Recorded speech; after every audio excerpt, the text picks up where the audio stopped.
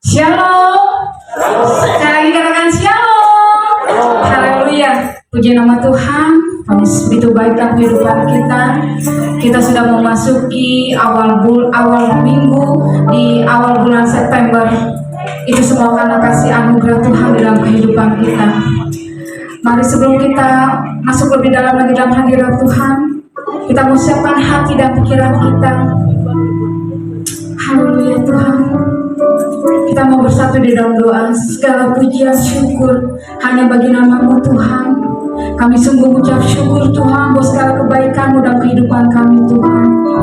Terima kasih Tuhan buat penyertaan-Mu yang begitu luar biasa di dalam kehidupan kami Tuhan. Tidak pernah sedetik pun Tuhan Kau meninggalkan kami.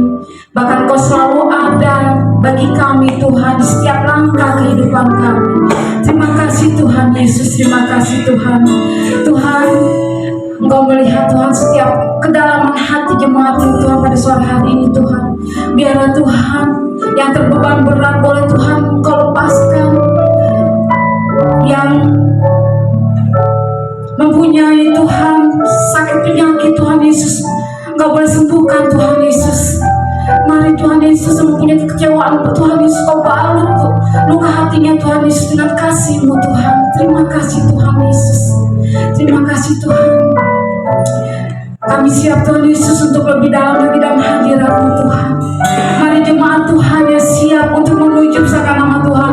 Bersama-sama kita mau katakan amin. Haleluya. Besar anugerah-Mu Tuhan dalam kehidupan-Mu Tuhan. Bahkan pengorbanan-Mu di atas kayu salib Tuhan membuktikan Tuhan kasih-Mu dalam hidup kami Tuhan. Haleluya.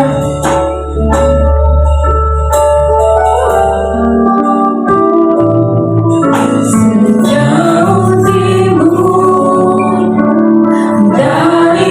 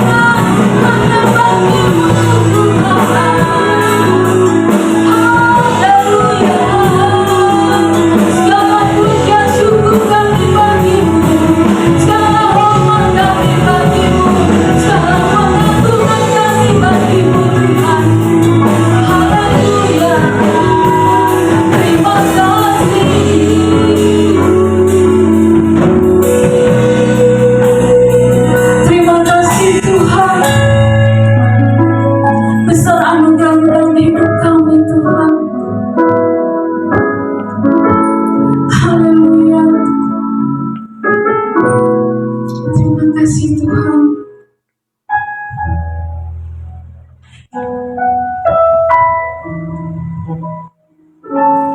Haleluya Tuhan.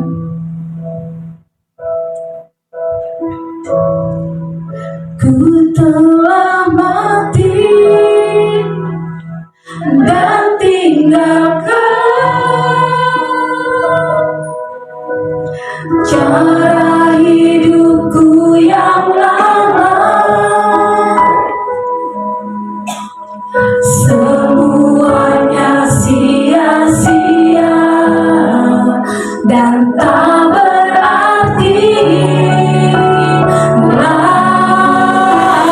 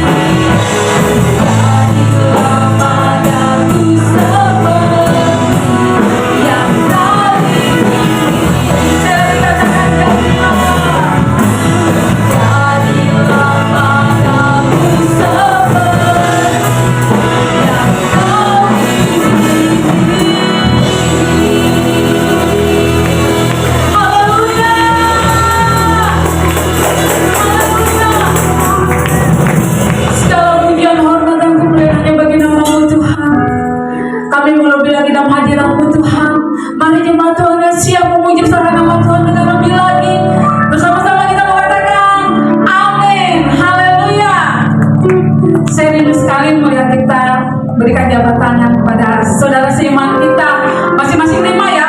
Kalau lebih bagus.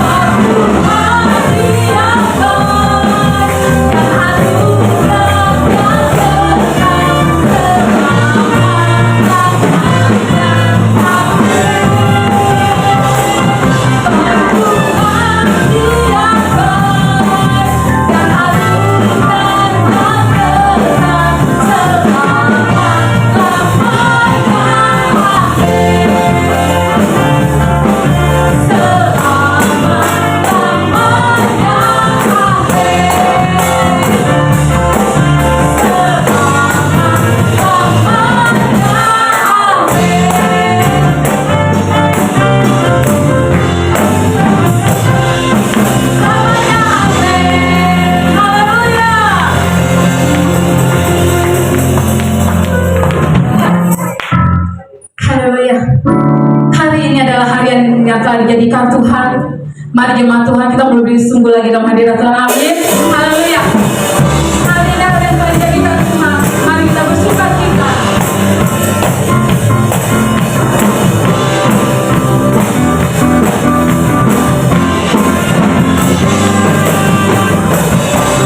Hari ini hari yang telah dijadikan Tuhan. Mari kita bersuka. Hari ini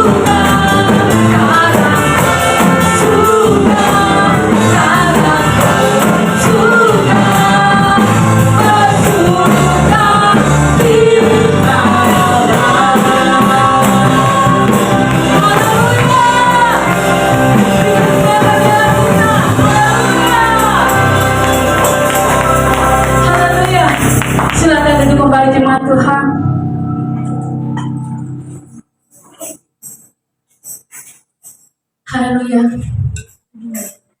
Tiba saatnya kita akan mendengarkan firman Tuhan. Mari kita persiapkan hati dan pikiran kita, sehingga ketika benih firman itu boleh disampaikan, menjadi tertanam dalam hati kita, di dalam kehidupan kita, menjadi rema dalam kehidupan kita, menghasilkan buah-buah yang manis buat sekeliling kita. Terima kasih Tuhan Yesus. Bukan dengan kekuatan kami Tuhan, kami dapat jalani kehidupan ini Tuhan, tapi karena kasih-Mu Tuhan di dalam kehidupan kami Tuhan. Siapakah kami Tuhan yang sanggup untuk berjalan sendiri Tuhan, tapi karena Engkau Tuhan Yesus yang memampukan kami menjalani hari-hari ini Tuhan Yesus. Terima kasih Tuhan.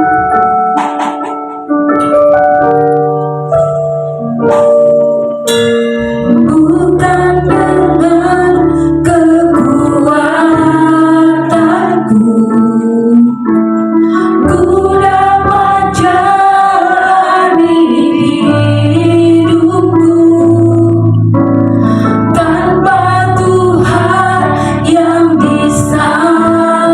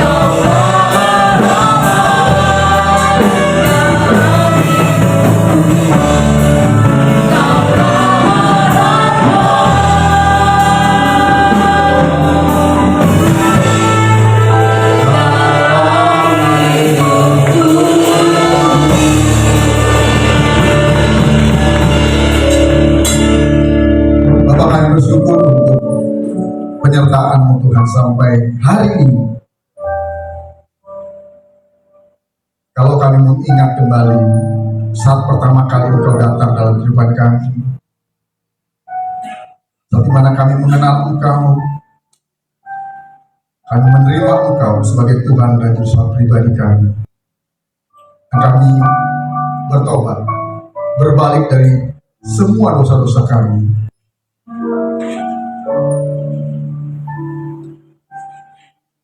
Beban kami pun ringan ya Tuhan. Dan kami dengan yakin percaya berjalan di dalam kehendak dan rencana-Mu Tuhan. Tidak ada satupun yang bisa menggoyahkan iman kami. Tidak satupun yang dapat menghalangi kami untuk datang kepada Engkau ya Tuhan.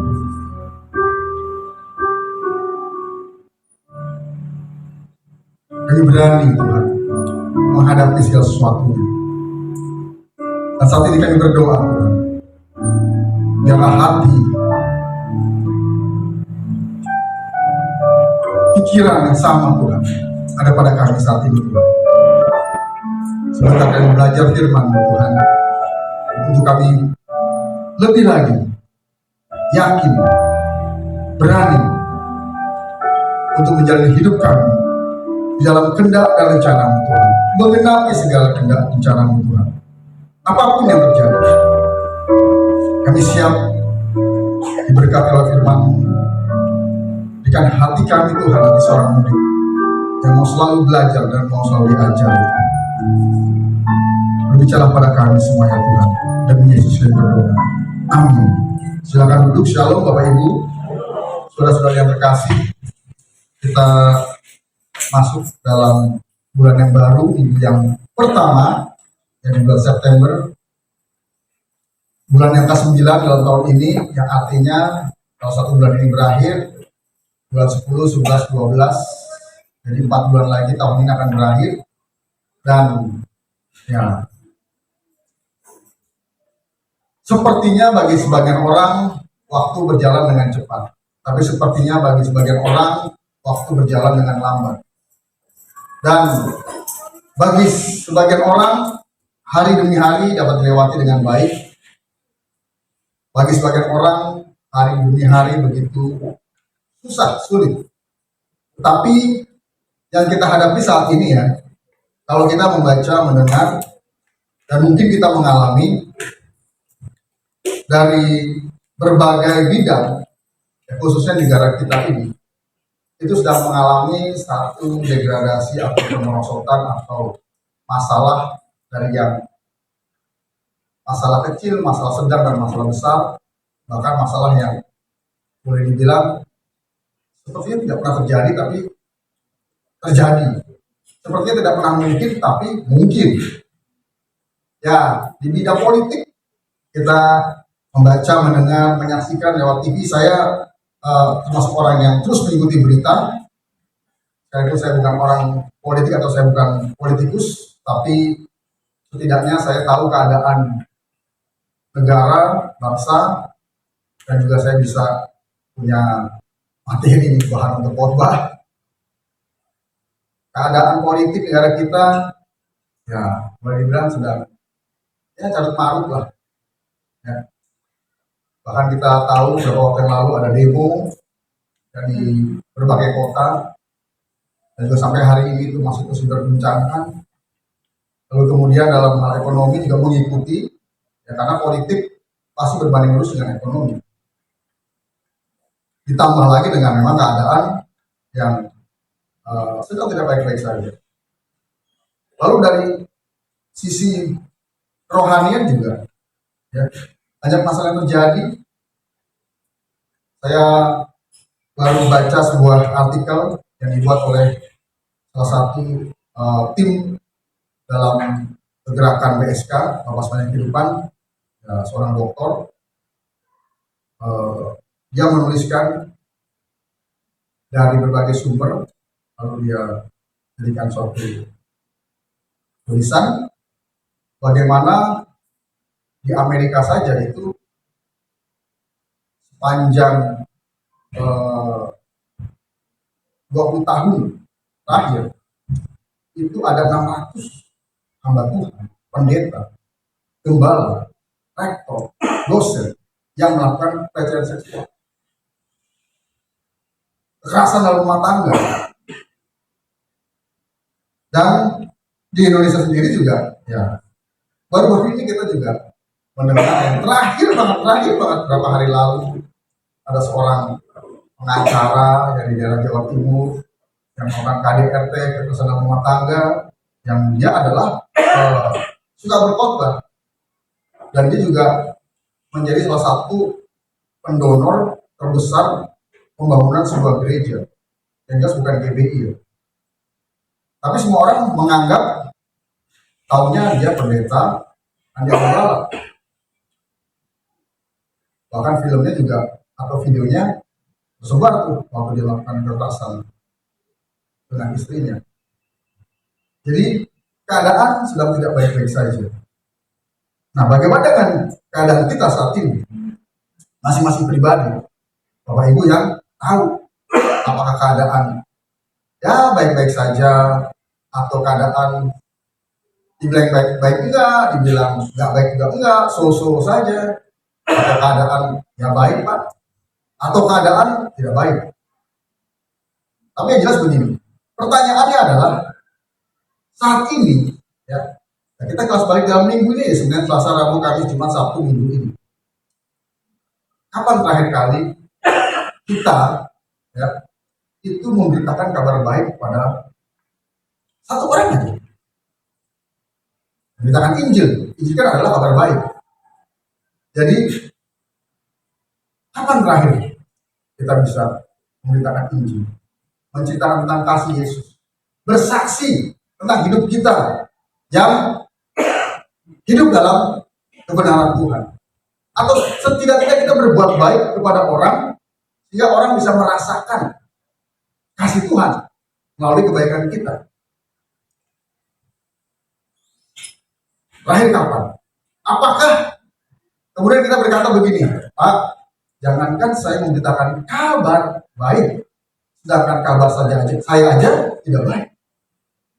Jadi gimana saya mau mengabarkan kabar baik kepada orang lain, sedangkan keadaan saya, kabar saya tidak baik? Akhirnya apa? Akhirnya kita melupakan siapa diri kita. Kita melupakan panggilan Tuhan dalam hidup kita. Kita melupakan bahwa kita pernah ada dalam suatu momen di mana kita merasakan kasih Tuhan yang begitu besar, begitu luar biasa, sehingga sepertinya tidak ada yang bisa menghalangi kita untuk datang kepada Tuhan, tidak ada yang bisa menghalangi kita untuk kita menceritakan atau tidak menceritakan kebaikan Tuhan. Tapi ya karena keadaan, kesulitan, kesusahan, akhirnya kita lupa, atau bahkan kita tidak lagi berpikir untuk memberitakan kabar baik atau Injil. Kenapa? Karena kita sudah berkutat, kita capek, kita lelah, berkutat dengan masalah kita sendiri, yang akhirnya kita mengalami degradasi rohani, mengalami degradasi moral, dan akhirnya ya, mengalami banyak masalah, atau malah parahnya membuat masalah seperti itu. Ini juga dialami oleh Timotius pada waktu dia diberikan tugas, diutus oleh Paulus sebagai bapak rohaninya, sebagai mentornya, untuk memberitakan Injil, memberitakan kabar baik kepada banyak orang di kota demi kota. Dan sampailah Timotius pada satu kota, Efesus, ya, di mana Paulus sendiri tahu bahwa keadaan di kota itu tidak baik. Bukan saja keadaan secara garis besar, tapi secara khusus keadaan komunitas orang-orang percaya, orang-orang sedang menerima Kristus atau yang disebut orang Kristen, itu mereka sendiri dalam keadaan yang tidak baik, mengalami degradasi, penurunan moral dan juga terutama rohanian. Dan ini membuat Paulus sangat kecewa. Dan kemudian Timotius juga jadi ikut hatinya, perasaannya, pikirannya jadi patah semangat. Nah, kemudian Paulus menuliskan surat pada Timotius. Kita buka firman-Nya dari 2 Timotius 2 ayat 1 sampai yang ke-7. Sebenarnya ke-13, tapi kita sampai ayat 7 saja. 2 Timotius 2 ayat 1 sampai 7. Judul perikopnya saja, panggilan untuk ikut menderita. Jadi ternyata menderita itu adalah panggilan dari Tuhan buat setiap orang percaya. Jadi kita dipanggil itu yang pertama untuk kita beroleh keselamatan, penebusan dosa. Lalu kita dipanggil untuk melakukan segala kehendak dalam rencana Tuhan, dan kita juga dipanggil untuk ikut menderita. Jadi kita dipanggil menjadi orang Kristen bukan untuk hidup senang-senang, foya-foya, menikmati segala sesuatunya tanpa menghadapi masalah. Nah, demikian firman Tuhan, ayat 1 sampai 7 saya bacakan. Sebab itu, hai anakku, jadilah kuat oleh kasih karunia dalam Kristus Yesus. Apa yang telah engkau dengar daripadaku di depan banyak saksi, percayakanlah itu kepada orang-orang yang dapat dipercayai, yang juga cakap mengajar orang lain. Karena Timotius waktu itu merasa sendiri, gak ada teman-teman yang lain. Lalu Paulus bicara pada Timotius, percayakan juga tuh apa pemberitaan Injil, percayakan juga tugas pelayanan itu kepada orang-orang yang bisa dipercaya. Karena susah mendapatkan orang-orang, bahkan orang Kristen yang bisa dipercaya. Waktu itu, bagaimana dengan hari ini, waktu sekarang? Susah mencari orang-orang yang bisa dipercayai. Makanya nggak sembarangan kita bisa memilih, mengangkat, mengutus orang untuk melakukan tugas pelayanan. Harus adalah orang-orang yang bisa dipercayai.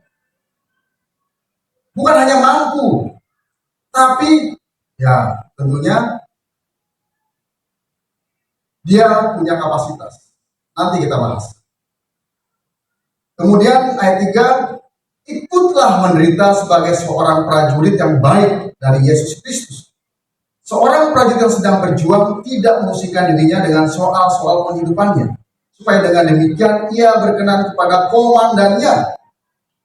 Seorang olahragawan hanya dapat memperoleh mahkota sebagai juara apabila ia bertanding menurut peraturan-peraturan olahraga. Seorang petani yang bekerja keras haruslah yang pertama menikmati hasil usahanya. Perhatikanlah apa yang kukatakan. Tuhan akan memberikan kepadamu pengertian dalam segala sesuatu. Surat ini dituliskan oleh Paulus kepada Timotius untuk memberikan semangat, motivasi, kekuatan kepada Timotius untuk dia tetap menjalankan tugas dan tanggung jawabnya untuk memberitakan Injil, yaitu kabar baik. Karena bagaimana kita bisa memberitakan Injil atau kabar baik ketika kita sendiri juga tidak baik-baik saja. Paulus memberikan 3 analogi kepada Timotius. Yang pertama adalah seorang prajurit. Yang kedua seorang olahragawan. Yang ketiga adalah seorang petani. Kita buka slide-nya. Nah, tema khotbah saya hari ini adalah mental pemenang.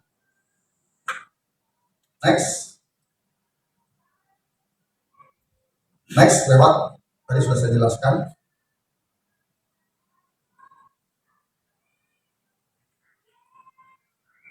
Kriteria mental pemenang yang sudah Paulus analogikan dalam 3 peranan, yaitu prajurit, olahragawan, dan juga petani. Next. Nah, ini gambar prajurit, gambaran prajurit pada masa waktu itu, zaman Romawi. Next. Nah, di bawah prajurit masa kini, ya, semakin modern, tapi mereka tetap punya jiwa karakter yang sama. Yaitu apa? Seorang prajurit pasti memiliki yang namanya daya juang atau fighting spirit. Prajurit pasti, bukan harus, tapi pasti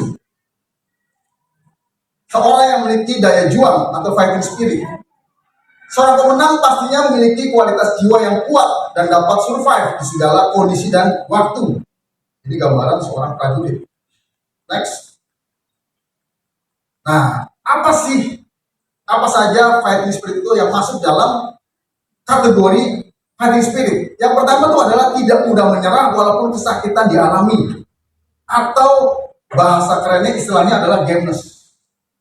Sekali lagi saya cerita, saya pernah pelihara dan saya juga suka dengan anjing, dan saya pernah pelihara satu jenis anjing ras pitbull atau APBT. Apa APBT? American Pitbull Terrier. Nah, anjing ini dia memiliki karakteristik gameness tadi. Yaitu apa? Dia tidak pernah menyerah. Bukan tidak mudah menyerah loh. Kalau tidak mudah menyerah, bisa pada satu titik tertentu dia menyerah. Tapi dia tidak pernah menyerah atau pantang menyerah. Kenapa? Karena anjing pitbull ini dia diciptakan dalam tanda kutip, ya, disilang-silangkan dari beberapa jenis anjing sehingga akhirnya beroleh satu spesies anjing pitbull yang memiliki sifat atau karakter gameness tadi. Itu apa? Dia berani melawan binatang-binatang yang jauh lebih besar, dan bukan sekedar berani, dia diadu dengan singa, kalah, mati satu lawan satu. Dia diadu dengan benteng, dia juga bisa kalah, jarang menang. Dia diadu dengan beruang, kalah juga dia, mati. Tapi sifat dia yang besar adalah dia tidak pernah mundur. Karena dia kalah, tapi dia tetap berjuang sampai mati. Kenapa bisa demikian? Karena pitbull itu dia dalam tanda kutip diciptakan atau disilangkan itu tahun 1600. Dan selama ratusan tahun pitbull yang ada diadu. Kalau pitbull ini lari, dia dibunuh. Pitbull itu lari, dibunuh. Sampai akhirnya tersisalah pitbull-pitbull yang tidak pernah lari dari pertarungan. Dan itu dikembangbiakan sampai hari ini. Juga itu di Irlandia Utara, kemudian masuk ke Inggris, tapi pernah dilarang di sana. Dan Amerika mengambil dan mengembangbiakan sehingga akhirnya diakui sebagai American Pitbull Terrier. Dan saya pernah merah pitbull, saya lihat, jadi keroyok anjing kampung 5, dia tetap lawan, 1 dihajar. Saya sengaja dulu saya istilahnya konyol juga gitu. Karena begini, itu pitbull saya gak ngapa-ngapain, dia gak memulai. Tapi saya pesan kalau dia mulai, kamu aja. Dikeroyok 5, akhirnya saya ikutan. Yang satu saya tendang, senang loh, gitu. Nah, itu saya lihat, itu saya gigit satu anjing dan dia digigit loh. Dia bagian belakang ini pinggang lah ya, anjing ada pinggang ya. Pinggangnya digigit, kemudian juga bagian sini digigit, tapi dia tetap diam, dia gigit anjingnya satu itu sampai mati, baru dia beralih lagi ke yang lain. Saya perhatiin, saya catat, saya pelajari, saya buat suatu tesis. Saya lihat, begitu selesai, ya itu 2 anjing mati, yang 3 keselamatan karena kedua yang punya sudah saya pisahin. Waktu saya bawa ke pitbull, saya lihat, badannya bolong, kasih sedikit. Lalu saya ambil korek itu, cotton bud, lalu saya kasih betadine, saya tusuk gitu, cocol gitu. Itu kan kalau luka digituin, paliran, pasti, aduh, itu kan diam aja. Saya bisa lihat, ini anjing apa robot ya? Sampai saya agak tekan dikit, ini diam aja. Wah, hebat gitu. Nah itu, yang prajurit juga seperti itu. Sekalipun dia dalam keadaan terluka parah, dia tetap berjuang sampai mati. Sampai ada slogan mengatakan lebih baik pulang nama ketimbang nyerah dalam pertempuran. Itu jiwa tentara. Next. Balik lagi. Nah, kita nggak harus mengalami hal itu. Kecuali memang pada waktu nanti ada aniaya kan. Pertanyaannya, kita berani nggak ketika kita dianiaya untuk kita menyangkal Kristus? Apa kita masih bertahan? Dan kan dianiaya Pak. Masalah dikit aja udah mau mundur. Masalah dikit aja udah mau keluar. Masalah dikit aja udah mau pindah agama. Nah sekarang kita tidak mengalami kesakitan secara fisik, tapi kebanyakan kita mengalami kesakitan secara jiwa. Ada omongan-omongan, gosip-gosip, fitnah, hoax, dan lain-lain. Itu membuat kita masih tetap bisa bertahan atau enggak? Apa kita dikit-dikit aduh. Mungkin kalau misalkan satu kali kita merasa sakit hati, kesel, kecewa, marah, itu jadi bisu. Ini kita semua sih baca bisu ya. Kenapa? Karena sering kecewa, sering sakit hati, sering marah. Kita tahan kan? Next. Tidak takut untuk mencoba. Seorang tentara, dia akan terus berlatih, dan berlatih. Mulai dari latihan yang ringan, sedang, berat, sangat berat, bahkan di luar daripada batas kemanusiaan.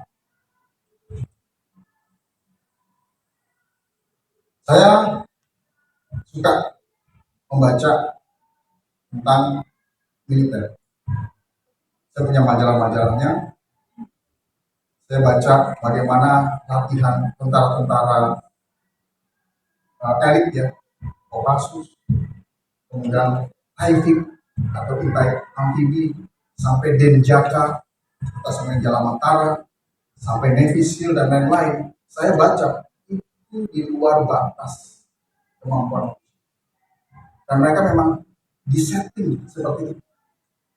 Makanya satu tentara biasa itu nilainya 5 orang sipil, tapi satu tentara elit itu nilainya 5 tentara biasa.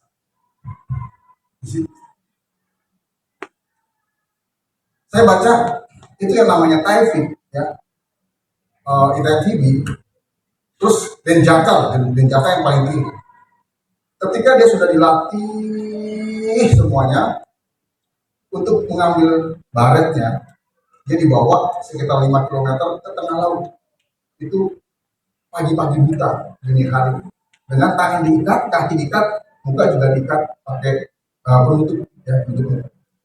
Lalu dijejerin di pinggir kapal speed itu ngebut,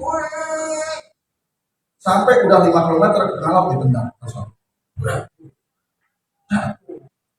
Jatuh jebu, dan mereka harus berenang sampai ke pantai. Dan demi kalau mereka nggak sampai ke pantai, mati, dicari mayatnya, baru dianggap hidup. Kenapa?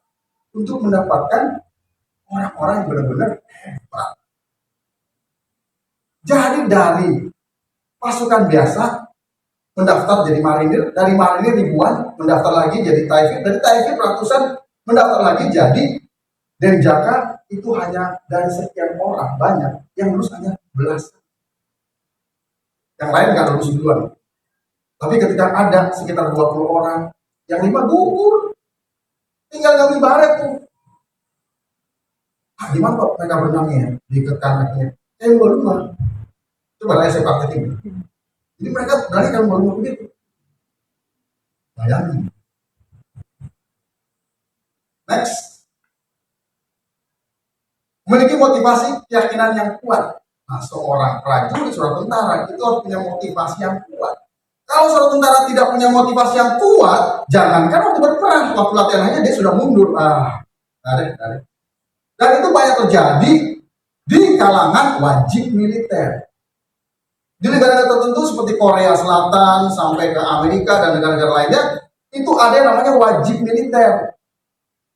Biasanya karena apa? Karena semua dilatih untuk suatu saat terjadi peperangan, pertempuran, mereka sudah siap. Bayangin, boyband, BTS atau apapun itulah, ya kan? Boyband, apa namanya? Korea apa? K-pop, ya. Mereka biasa pegang mic, joget-joget gitu kan, ya, nyanyi segala macam. Tiba-tiba harus latihan di tentara, pegang senjata, masuk ke gua, masuk ke lumpur, masuk ke semak-semak, masuk ke parit-parit, ke rawa-rawa segala macam gitu, tidur, aduh nggak segala macam. Itu aja udah banyak yang nyerah. Begitu perang, saya pernah baca tuh kisah perang waktu Amerika lawan Vietcong atau Vietnam ya. Itu ada anak muda wajib militer, mereka ditujuin, mereka bukan perang, mereka nangis, ngumpet, takut. Karena gak punya motivasi yang kuat, gak punya keyakinan kuat. Wah kalau tentara mah, aduh. Kalau mereka gak cari mati, mereka tetap apa namanya, ya cari pelindung segala, tapi mereka wajib perang terus. Sampai akhirnya ya gugur. Next. Berani ambil resiko. Yang tadi. Jadi kita dalam hidup ini tidak ada yang tidak ada resikonya. Semuanya mengandung resiko. Apa yang tidak mengandung resiko? Kita tidur tiap hari aja berjam-jam, cuma tidur aja kerjaannya, nggak kerja, nggak pelayanan, nggak ngapain, ada resikonya. Tiap hari kita kerja cuma main game aja, ada resikonya. Tiap hari kita kerja keras terus, banting tulang, ya kan? Ada resikonya. Kita mau diem, mau bergerak, kita mau kerja keras, mau bermalas-malas, ada resikonya. Dan semuanya sampai pelayanan pun juga ada resikonya. Tapi kita diberikan akal budi oleh Tuhan. Untuk apa? Meminimalis resiko. Waktu minggu lalu, bulan lalu, di pusat mengadakan seminar tentang investasi. Kenapa? Karena sekarang banyak investasi bodong, dan juga banyak orang termasuk hamba Tuhan terlibat yang namanya pinjaman online, bahkan judi online. Nah, kita diajarkan bagaimana berinvestasi yang aman. Resikonya ada, tapi kita minimalis resikonya. Ada dua. Kita mau trading, yang mau jadi trader, atau kita mau invest, jadi investor. Kalau invest kita taruh, kita diemin aja. Bertahun-tahun, ya tahu berkembang. Tapi sedikit dapatnya. Tapi kalau kita mau dapat banyak, kita jadi trader. Trading nih, setiap jam, setiap waktu tuh kita terus lihat. Dan kita bisa dapat untuk yang banyak. Kita yang mana nih? Tapi masing-masing ada resikonya. Yang investasi resikonya lebih kecil, dapatnya lebih kecil. Yang trading dapatnya lebih besar, tapi resikonya lebih besar. Bisa hari itu menang 30 juta, besok kalah 35 juta. Wah, kita diajarin nih, gimana cara ini? Aduh, kayaknya gampang banget. Saya bilang sama ibu, kamu ini aja deh. Saya modalin untuk jadi trader aja. Tinggal lihat di HP, pencet. Ada yang dalam waktu, jadi dia taruh itu uangnya 500.000 atau $100 ya. Pokoknya dia taruh dalam waktu 3 hari dia udah bisa untung itu 100%. Bayangin. Diajarin, tapi jangan asal pencet-pencet nih, karena semua banyak nih. Wah, kita mau beli, kita jual. Wah. Dan dibilang begini. Jadi yang penting jangan serakah. Udahlah, kita harus punya target nih. Kita hanya pengen capai untung sekian setiap hari, harus setiap minggu.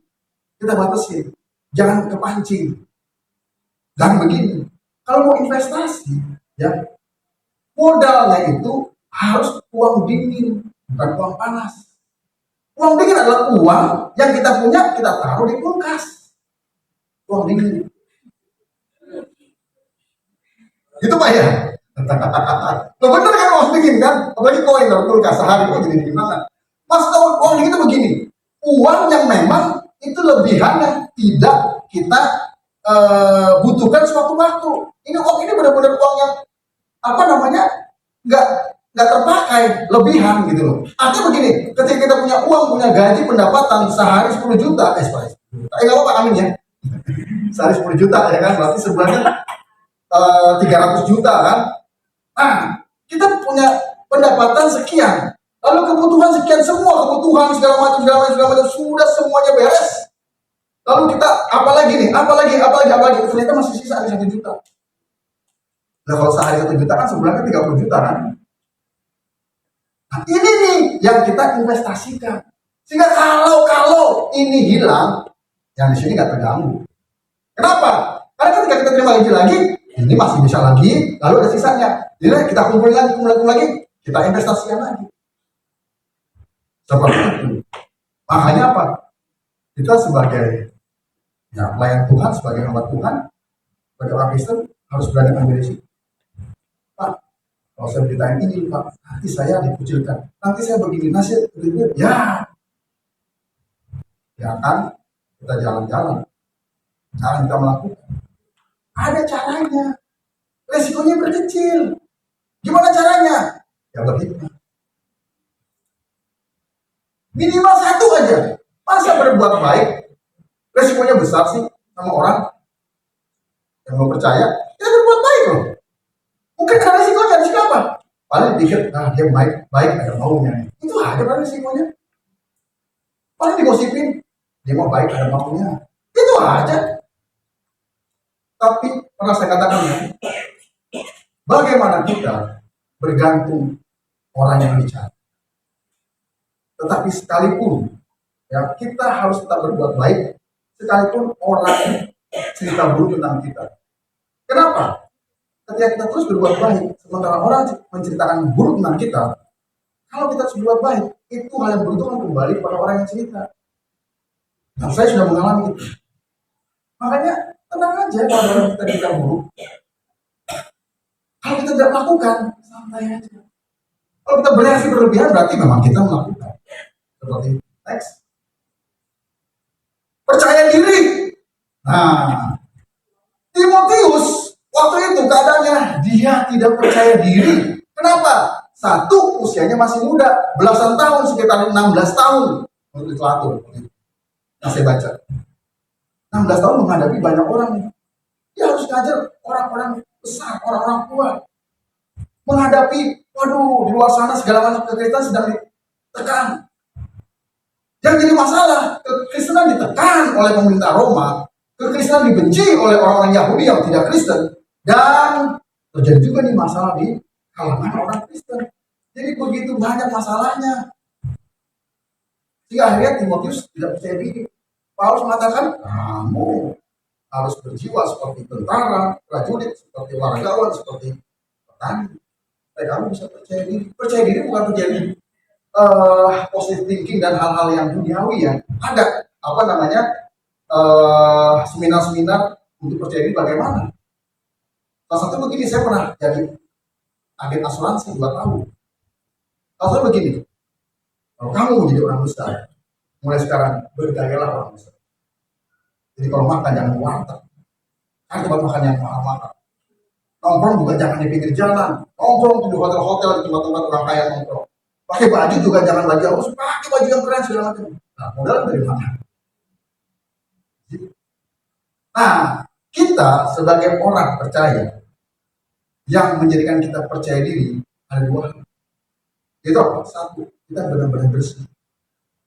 Kita tidak menyimpan kesalahan, tidak menyimpan pelanggaran, apalagi menyimpan dosa. Yang kedua, kita harus benar-benar pintar. Artinya apa? Kita menguasai apa yang menjadi bidang kita. Sehingga orang tidak bisa menjatuhkan kita dan kita percaya diri. Seperti sekarang ini saya berkhotbah dengan percaya diri. Kenapa? Karena saya berusaha untuk terus hidup bersih, saleh. Tidak ada kesalahan, tidak ada pelanggaran, tidak ada dosa yang saya simpen sampai sekarang. Semuanya beres. Sehingga saya tidak merasa tertuduh ketika saya berkhotbah. Dan saya benar-benar pintar dalam kata apa? Saya menguasai apa yang saya mau sampaikan. Kenapa? Karena saya persiapan khotbah ini bukan semalam untuk SKSD. Sistem kebut semalam SKSD. Sistem kebut semalam, tidak. Untuk khotbah bulan depan saya sudah mulai.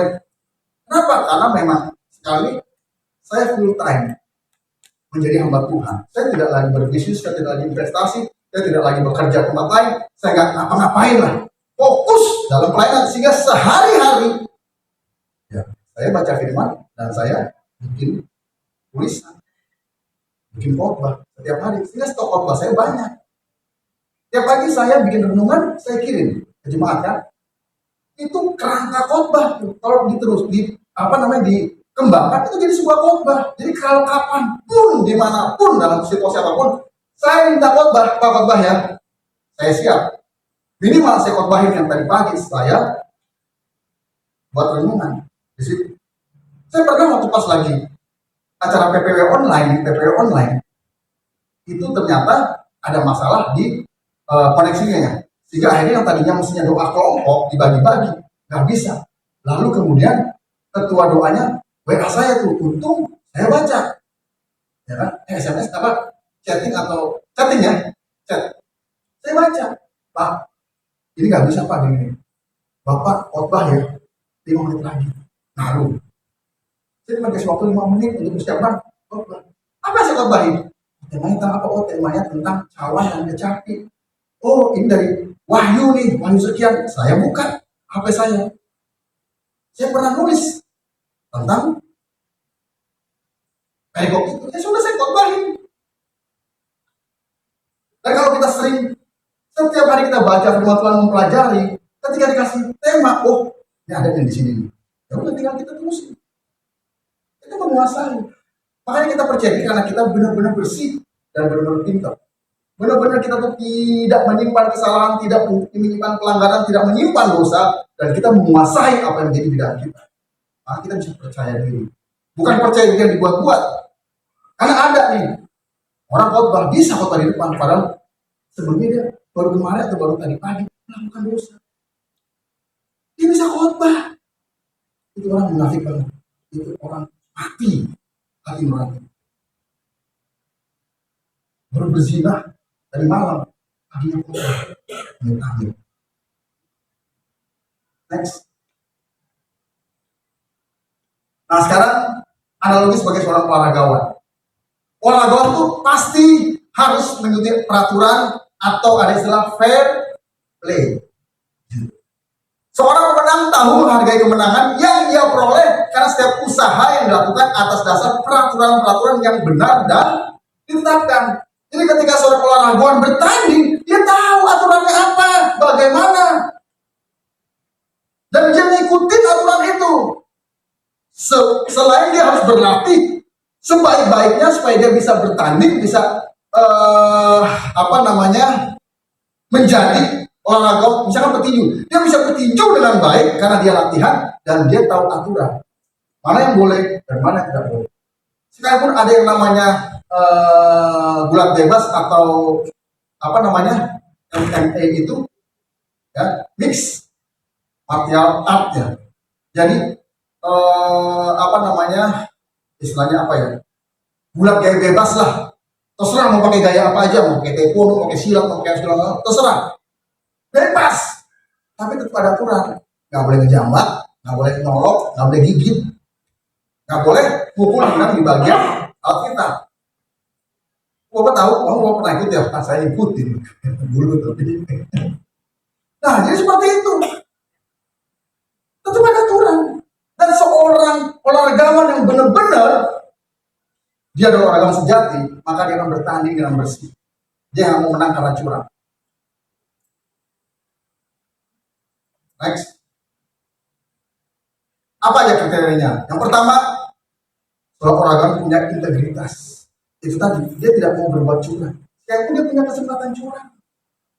Apa sih integritas? Integritas adalah kita tetap menjadi orang baik ketika atau sekalipun kita punya kesempatan untuk berbuat jahat, berbuat curang, berbuat tidak baik. Seperti Bang Napi katakan, kejahatan bukan hanya timbul karena niat pelakunya, tapi karena adanya kesempatan. Waspada. Tapi kalau kita punya integritas, kalau kita punya kesempatan untuk berbuat jahat, kesempatan untuk kita berbuat curang, kesempatan kita untuk mendapatkan keuntungan dengan cara yang tidak benar, kita tidak melakukan. Itu integritas. Dan seorang olahragawan juga punya integritas. Next. Komitmen itu artinya keberpihakan. Ya. Seorang olahragawan dia harus punya komitmen. Dia berpihak kepada siapa? Negaranya, daerahnya, makanya ada PON, Pekan Olahraga Nasional. Dikirimlah atlet-atlet dari provinsi-provinsi.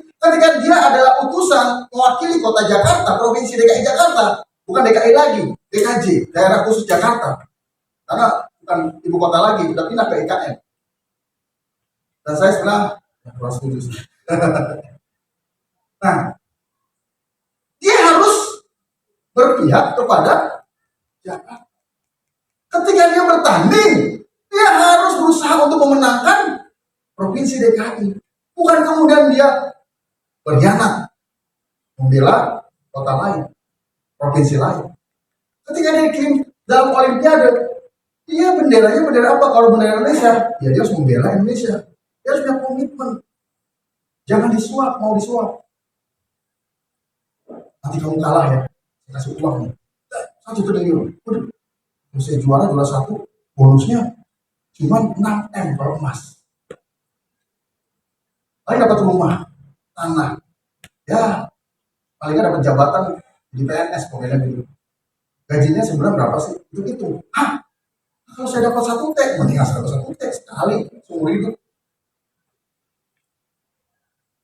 Tapi kalau orang punya komitmen, dia akan tetap membela benderanya.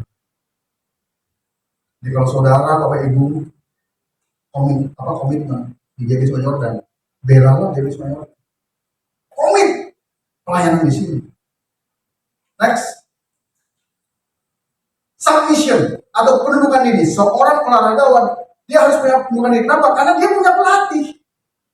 Kan olahragawan nggak langsung hebat. Dia dilatih, dia punya pelatih.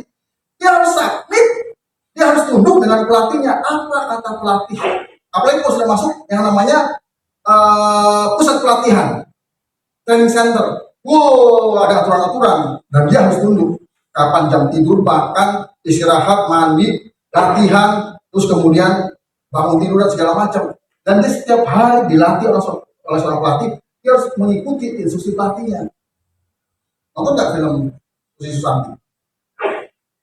Saya nonton, tapi lewat YouTube cuplikan. Part 1, part 2, udah sampai part 20 saya nonton.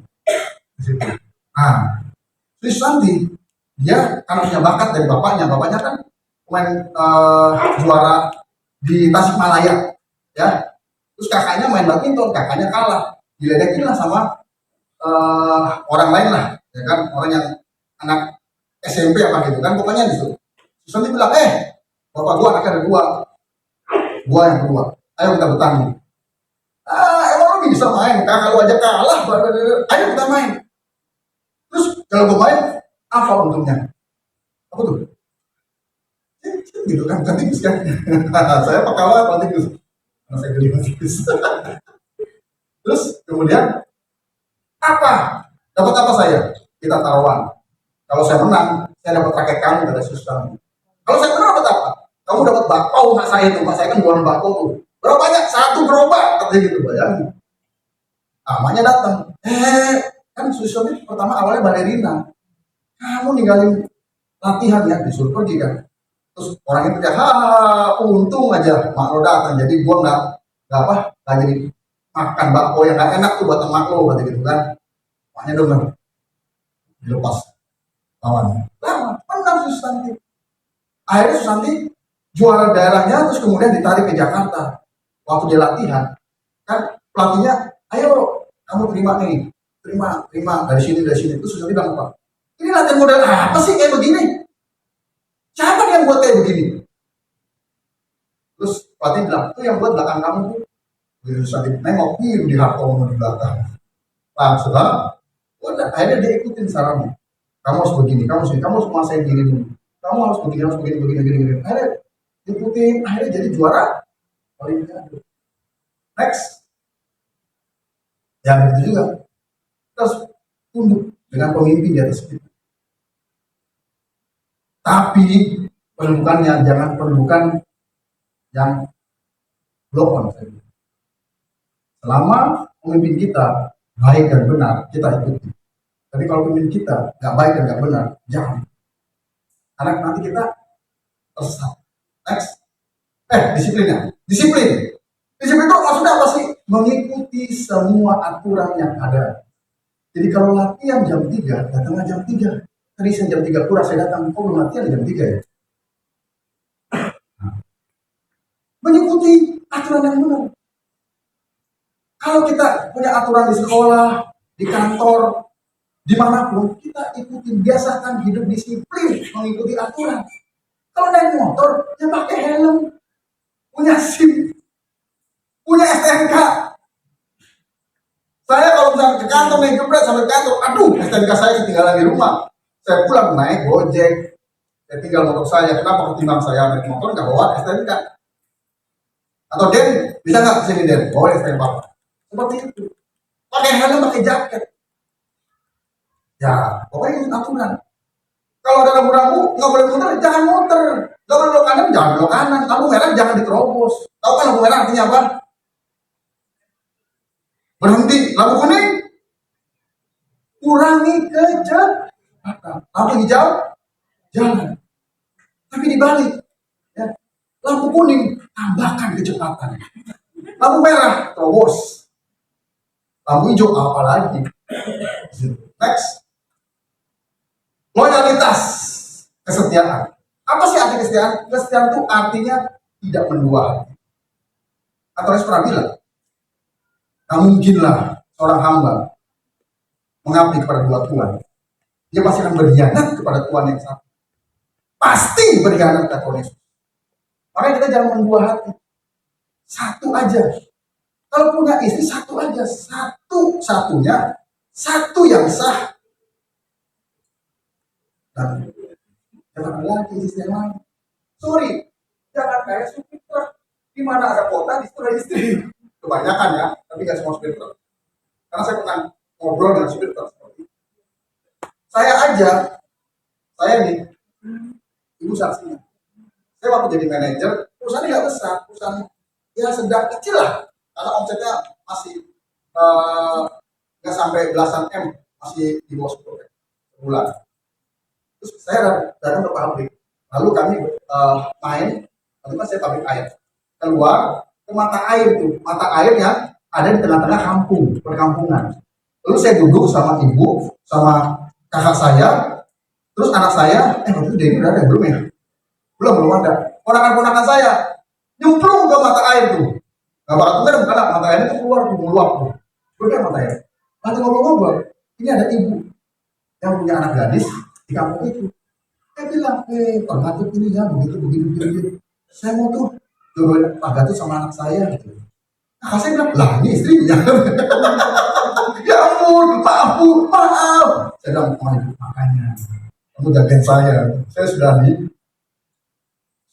apa namanya, istilahnya dilirik, ya kan, sama ibu-ibu. Nah, tapi saya tetap setia sampai hari ini. Saya seperti John Bon Jovi, tidak ada musik perselingkuhan. Hari ini Bon Jovi itu udah 70 tahun. Dia nikah udah dari berapa puluh tahun, tapi seorang Bon Jovi yang terkenal, ganteng, kaya, dan banyak digandrungi cewek-cewek, nggak ada gosip selingkuh. Bahkan ketika istrinya cemburu awal-awal karirnya, karena Bon Jovi banyak gitu, cewek-cewek kan biasa kan ngeliat itunya kan, gitu kan, istrinya cemburu, Bon Jovi bilang, oke, mulai sekarang saya stop, saya keluar dari itu. Dan 6 bulan pernah grup musik John Bon Jovi itu tidak manggung. Setelah itu dia sudah percaya. Demikian juga dengan satu lagi artis namanya Celine Dion. Suaminya sakit, suaminya mau didampingi dia terus. Celine tinggalin karir selama 2 tahun. Sampai akhirnya suami tanya, kamu takut? Iya, saya takut. Terus kamu mau apa yang saya lakukan?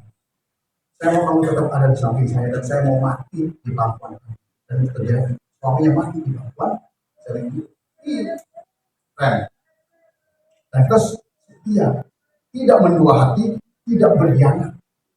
Karena kalau mendua hati pasti berkhianat terhadap yang satu. Itu pasti, itu kata Yesus. Next, petani sekarang analoginya. Petani itu seorang pekerja keras. Keberhasilannya bergantung sama besarnya pada usaha dan keahlian atau kemampuannya. Usaha tidak hasil tidak membohongi, usaha. Jadi sebagaimana kerasnya petani bekerja, sebagaimana baiknya, pintarnya dia bekerja, itu yang akan dia hasilkan. Tetap bekerja meskipun tidak ada jaminan berhasil. Petani ketika menabur benih, ada nggak kepastian berhasil? Nggak ada, karena bergantung alam, bergantung dengan tanahnya, bergantung dengan musim, bergantung ada hama atau tidak, dan segala macam. Musuhnya alam, bukan alam adanya ketifera ya. Musuh alam itu lebih susah. Loh, siapa yang bisa menahan hama wereng? Kemudian ada jutaan belalang datang, tikus, dan segala macam. Jadi petani tapi tetap dia bekerja, sekalipun dia belum pasti hasilnya seperti apa. Terus Paulus mengatakan begini, ayat yang ke-6.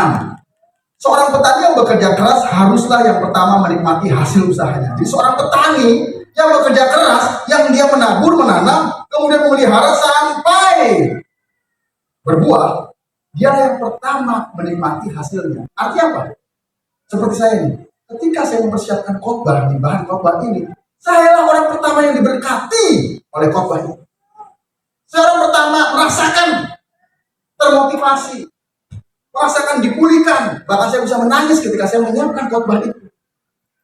Makanya ketika saya mau berkhotbah, wah, saya berkobar-kobar. Kenapa? Karena saya sudah berkati. Dan saya mau berkati jemaat dengan khotbah ini. Next.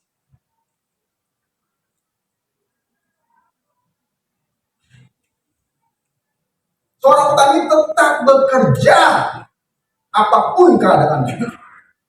Gak ada kan petani begini kan? Aduh, mendung, gak jadi ah.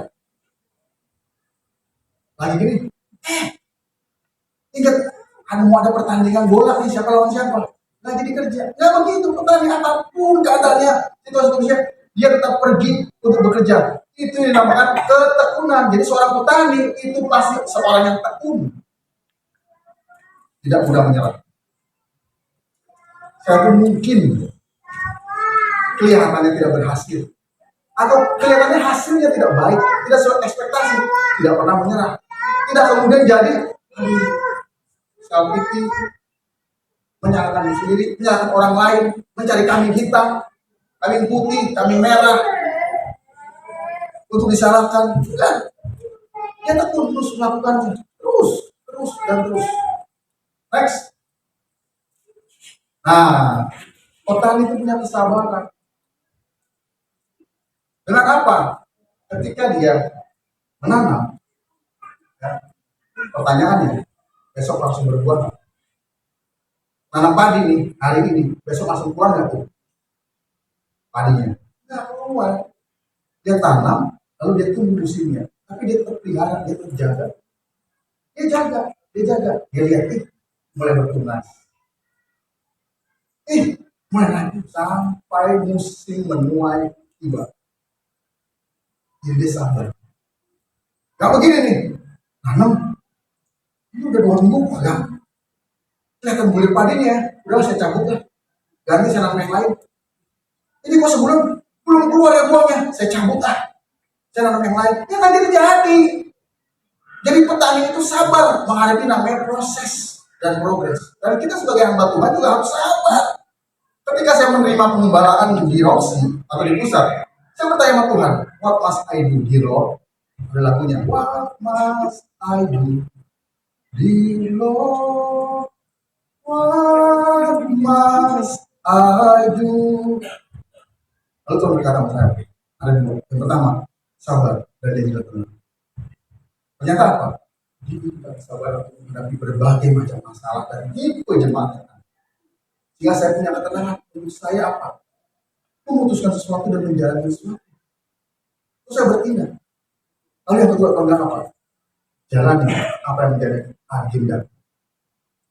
Waktu saya punya pengalaman banyak, saya punya teori banyak, saya punya ide-ide banyak, tapi nggak semua saya jalani.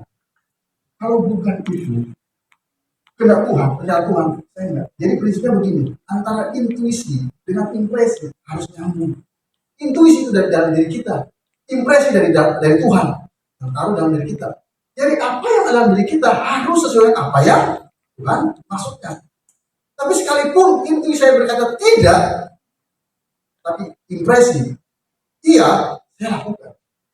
Tapi kalau intuisi saya berkata harus, tapi impresi jangan, saya nggak lakukan. Artinya apa?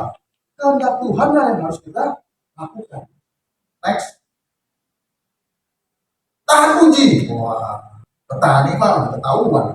Ketika dia nanam, ada badai, ada hujan, ada panas, ada apapun, dia tetap jalani. Bahkan ketika dia mengalami gagal panen, paceklik, dia nggak mundur. Dia tetap menjalani profesinya sebagai petani. Ada nggak petani ketika dia seorang petani nih, ketika dia nanam, nggak berhasil. Aku mau petani, aku jadi nelayan deh. Ketika jadi nelayan, ya nggak berhasil nggak, balik lagi ke petani, nggak begitu.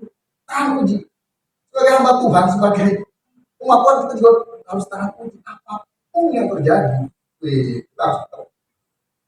Seperti firman mengatakan, ketika kita memiliki kasih yang mula-mula, sepertinya tidak ada satupun yang menghalangi kita untuk datang kepada Tuhan.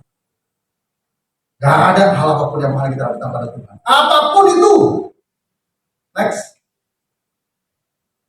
Nah, kenapa petani itu bisa sabar, bisa tahan uji, dia bisa bekerja keras dan segala macam? Karena seorang petani punya pengharapan bahwa ketika dia menabur benih, benihnya akan bertumbuh dan berbuah, bahkan berbuah lebat. Itu harapan dia. Maka dia kerjain terus karena petani punya pengharapan. Nah, kalau petani nggak punya pengharapan, dia nanam, tunggu syukur, nggak tunggu ya sudah. Ya dia nggak akan punya kesabaran, ketekunan dan lain-lain tadi itu.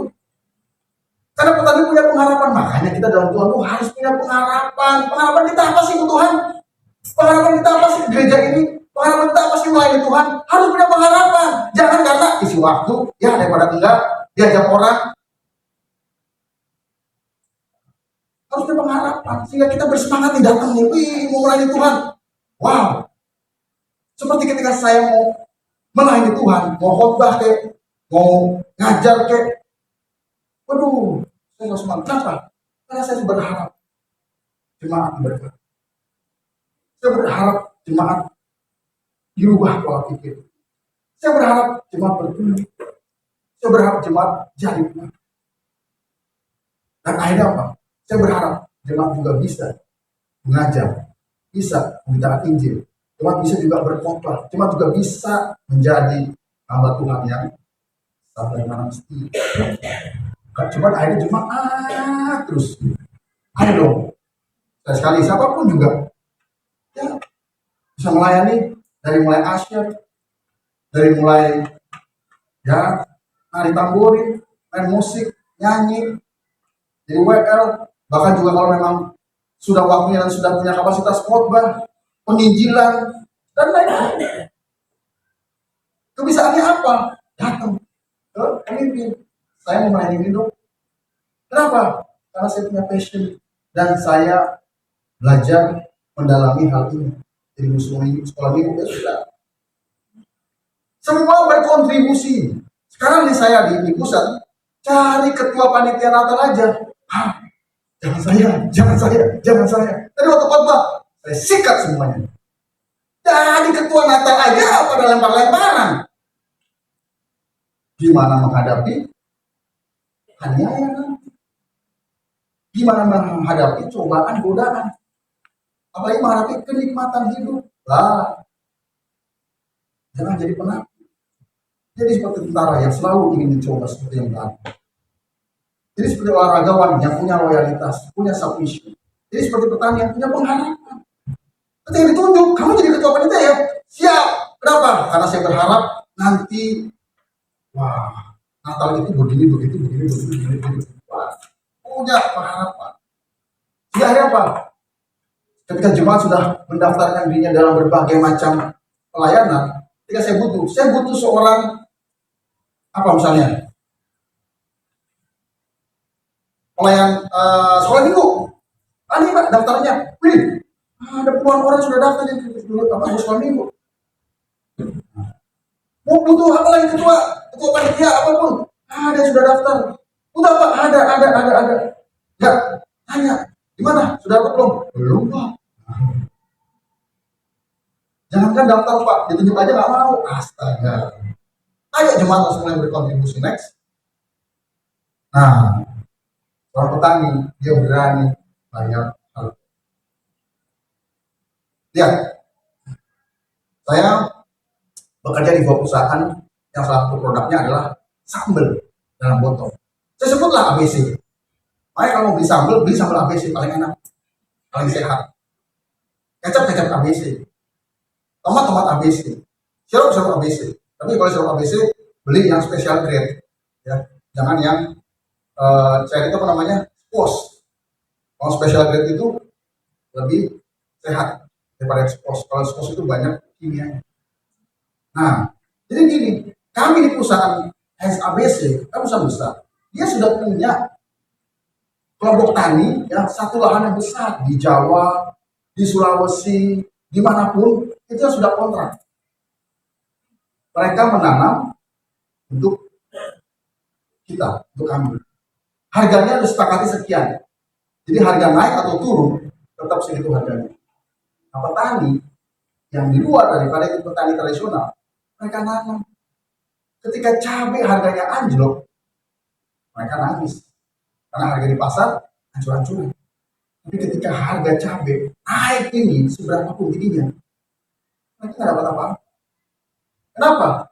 Karena yang dapat untung itu adalah pengepul dan orang-orang yang jual di kota. Petani tetap dapat harga tertinggi sekian. Tapi dia tetap mau melakukan. Dia nggak hitung-hitungan. Nggak begini loh. Harga cabai lagi tinggi nih. Saya nggak, ada orang datang ke kebun cabai. Nggak, saya nggak jual kalau harganya sekian. Orang mau jual ya sudah. Cabai berapa hari sih busuk. Nggak seperti dijual. Seperti itu. Jadi petani cabai atau petani itu nggak hitung-hitungan. Bahkan mereka berani rugi. Coba lagi panen raya berlimpah ruah, apa yang terjadi? Harga turun. Itu namanya sayur-sayur cabai kami dibuang ke jalanan, dibuang ke sungai. Orang suruh ambil aja. Pernah kan harga ayam turun drastis kan? Lalu di daerah Semarang bagi-bagi ayam tuh di pinggir jalan. Bapak Ibu gak dengar ya? Kalau dengar pasti ke Semarang. Dapat satu ekor ayam harganya 30.000, tapi ongkosnya ke sana 250.000, pulang balik 500. Seperti itu. Jadi petani gak pernah hitungan, dia berani bayar harganya. Next. Semua itu ada pada kita jika kita memiliki jiwa yang sehat dan kerohanian yang kuat, sehingga kita dewasa secara rohani dan karakter. Maka keberhasilan segala bidang dapat kita capai. Kalau kita nggak sehat jiwanya, pikiran, perasaan, kehendak kita nggak sehat rohaninya, nggak intim dengan Tuhan, jarang berdoa, jarang baca firman Tuhan, jarang ke gereja, jarang melayani, jarang berbicara hal-hal yang rohani, maka kita nggak akan dapat karakteristik seorang prajurit, seorang olahragawan, seorang petani seperti yang digambarkan oleh Paulus. Itu apa? Mental juara atau mental. Terakhir, next. Ini slogan yang selalu ada pada saya. Kita baca-baca sama-sama. 1, 2, 3. Semper Fi, selalu setia. Semper Fi, selalu. Jadi kalau mental juara, mental pemenang, itu akan selalu setia dan selalu siap. Jangan siap. Siap itu artinya tidak siap, karena A di depan kata itu artinya tidak normal atau tidak. Anomali artinya tidak normal. Apalagi? Ya, abnormal ya. Kalau itu kan tidak normal. Jadi jangan siap, tapi siap. Amin, Bapak Saudara. Mari kita tundukkan kepala dan kita berdoa. Tuhan Bapa di surga, kami bersyukur untuk firman pengajaran yang sudah kami dengar, untuk kami memiliki karakter, memiliki mental seorang pemenang. Seperti sebagaimana seorang prajurit yang memiliki fighting spirit. Dan seperti seorang olahragawan yang memiliki fair play. Dan juga seorang petani yang bekerja dengan keras. Sekalipun tidak tahu bagaimana hasilnya. Ajar kami Tuhan, Berikan kepada kami hati, berikan kepada kami mental seorang pemenang. Untuk kami tidak sedikit-sedikit mengeluh, untuk kami tidak sedikit-sedikit kesal, sedikit-sedikit marah, sedikit-sedikit ngambek, sedikit-sedikit ingin mundur, sedikit-sedikit ingin keluar, sedikit-sedikit kecewa, sedikit marah, benci. Itu bukan mental seorang pemenang. Dan hari ini kami ingin memiliki mental seorang pemenang yang tidak baperan. Karena kami mengandalkan Engkau, karena Engkau adalah pemenang. Terima kasih Tuhan. Nah, sebentar kami akan menerima perjamuan kudus daripada Engkau ya Tuhan. Terima kasih Tuhan untuk pengorbanan yang dasar ini, untuk menebus dosa-dosa kami, untuk supaya kami memperoleh pengampunan dosa, diperdamaikan, dibenarkan, dan beroleh keselamatan. Dan hari ini kami mau mengenangnya. Mari kita berdoa untuk roti dan anggur yang ada di depan kita. Tuhan Bapa di surga, di hadapan kami ada roti dan anggur yang ada lambang dari tubuh dan darah-Nya. Kuduskan, sucikan, supaya ketika kami memakan dan minumnya, kami semakin bersatukan, diperdamaikan, dibenarkan, dikuatkan di tubuh kami. Dan kami memiliki mental seorang pemenang, sama seperti Engkau yang sudah menang atas maut, menang atas dosa, menang atas iblis. Terima kasih Tuhan. Demi nama Tuhan berdoa. Amin.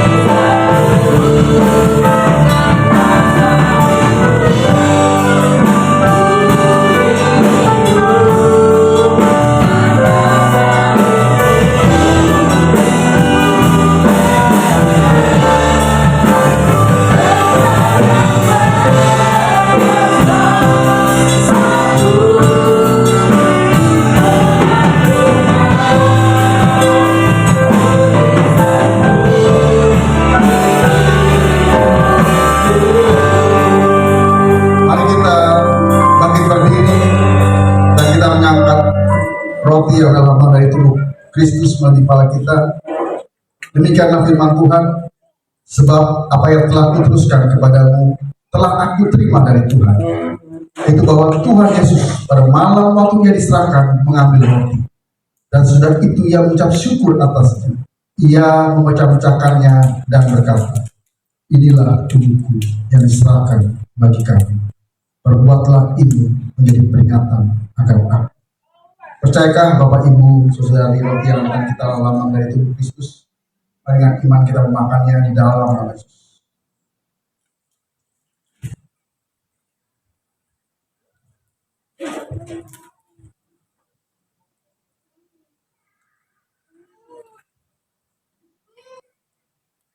Mari kita mengangkat anggur yang lambang dari darah Kristus melalui kepala kita. Demikianlah firman Tuhan. Demikian juga Ia mengambil cawan sudah makan lalu berkata, cawan ini adalah perjanjian baru yang dimeteraikan oleh darah. Perbuatlah ini setiap kali kamu meminumnya menjadi peringatan akan aku. Sebab setiap kali kamu makan roti ini dan minum cawan ini, kamu memberitakan kematian Tuhan sampai Ia datang. Percayakah Bapak Ibu, saudari, anggur yang ada dalam kita lambang dari darah Kristus? Mari dengan iman kita minumnya di dalam nama Yesus.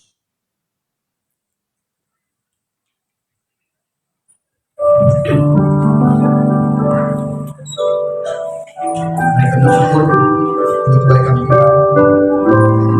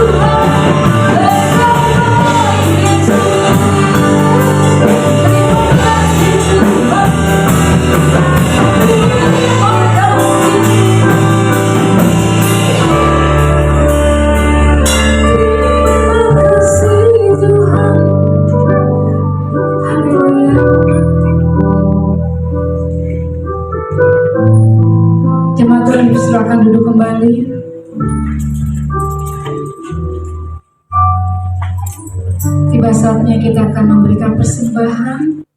Saya berikan waktu untuk jemaat Tuhan untuk mempersiapkan, kita akan memberikan yang terbaik.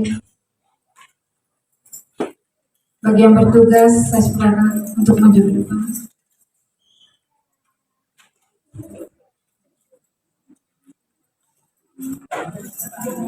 Sebelum kita memberikan persembahan, mari kita bersatu dalam doa. Terima kasih Tuhan Yesus buat firman-Mu Tuhan yang begitu sangat menguatkan dalam kehidupan kami Tuhan. Kami tidak mau begini saja Tuhan, tapi kami mau lebih lagi mempunyai mental untuk sebagai pemenang Tuhan dalam kehidupan kami Tuhan, di dalam pelayanan kami Tuhan Yesus, sehingga kami boleh menjadi contoh dan teladan Tuhan Yesus dalam kehidupan kami Tuhan. Tuhan Yesus, Kau memberkati Tuhan, Bapak Gembala Tuhan, biarlah Tuhan dimanapun pelayanannya Tuhan Yesus, biarlah Tuhan Kau memberkati Tuhan Yesus. Tiba saatnya Tuhan kami akan memberikan persembahan. Kau memberkati setiap tangan-tangan yang boleh memberi pada sore hari ini Tuhan. Biarlah Tuhan yang akan membalasnya berkelimpahan di dalam kehidupan mereka Tuhan. Terima kasih Tuhan, mari jemaat Tuhan yang siap untuk memberi. Bersama-sama kita katakan amin. Haleluya. Yang ada langsung terjadi dalam Tuhan.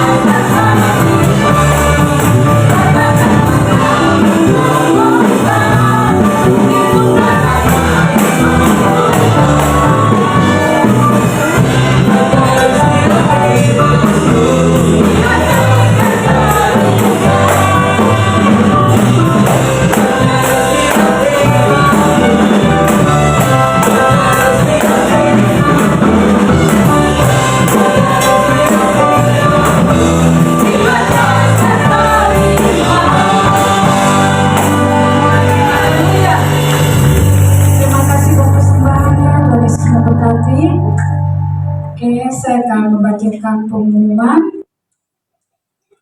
pengumuman sepekan seperti biasa. Setiap hari Sabtu ada kebaktian teens dan youth yang tempat dan waktunya nanti akan diumumkan selanjutnya di grup ya. Oke, saya lihat di sini ada jiwa baru ya. Mungkin yang baru pertama kali datang boleh bangkit berdiri. Mari jemaat Tuhan boleh memberikan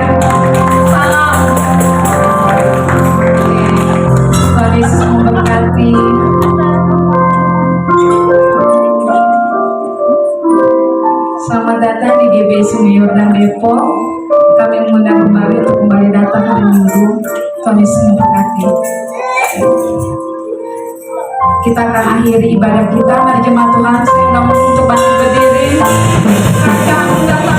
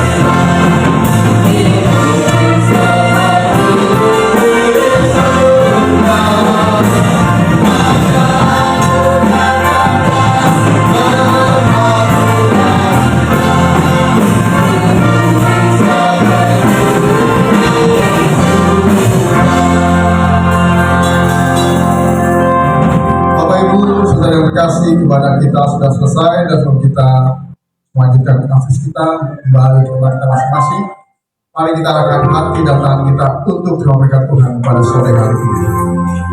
Diberkatilah keluargamu, diberkatilah sekolah, kuliah, pekerjaan, dan usahamu, diberkatilah pelayananmu. Apapun yang kau kerjakan dibuat berhasil oleh karena Tuhan dan bagi kemuliaan Tuhan. Anugerah yang melimpah dari Bapa di surga, kasih setia dari Tuhan kita Yesus Kristus, serta persekutuan yang manis, pertolongan, penghiburan, kekuatan, serta pimpinan dari Allah Roh Kudus, kiranya menyertai kita hari ini sampai Tuhan Yesus datang untuk kedua kalinya. Terimalah berkat ini dan jadilah berkat dimanapun kita berada. Supaya percaya dan terima berkat, sama-sama kita katakan amin. Selamat berkati, selamat sore, selamat hari.